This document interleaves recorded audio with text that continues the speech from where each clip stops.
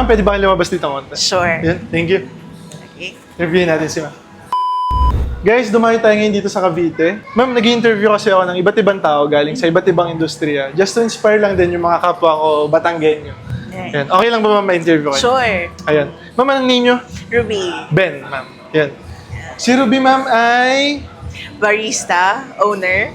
ng Grace Brew. Yes, Grace Brew, and I have some few stuff din outside of the cafe. Ayun. Ma'am, pwede ba kayo lumabas dito konti? Sure. Yan, thank you.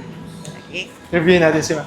Ma'am Ruby, sa mga hindi lang nakakilala, magpakilala ka naman sa kanila. Hello everyone. Sa lahat ng musugid na nanonood kay Ben Wiener, I'm Ruby. I'm the owner and operations head of Grace Brew Cafe, and I have a few staff. Yan. So I'm also a sales director of Mary Kay. So that's in the beauty industry and a lot more outside. Yes. Ma'am, si Grace Brew ay gano'n nakatagal? We started Grace Brew on last December lang, actually. So 6 months. 6 months. So we started as a pop-up cafe or pop-up coffee cart. And then 6 months, we built the cafe.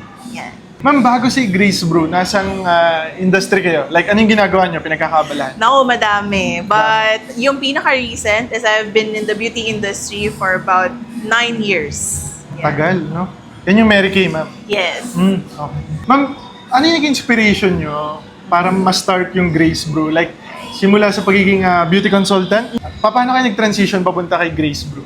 The cafe actually, yung coffee shop, has been a dream of the family. So ever since siguro mga 10 years back, 15 years back, dream na namin ng buong family na magkaroon ng coffee shop wherein this would be a venue for people to get to know each other and of course to glorify the name of the Lord.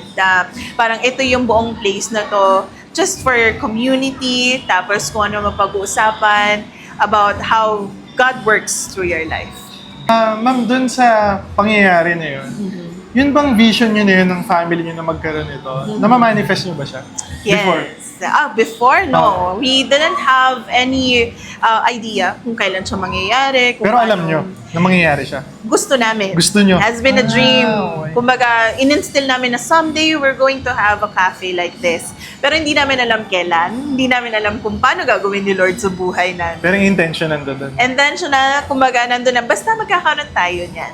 Ganon. Ma'am, tingin nyo gaano kahalaga yung, kumbaga yung statement na yun, na balang araw magkakaroon kami nito. Parang bago na start tong ano. Right. I believe in the saying na faith moves mountains. So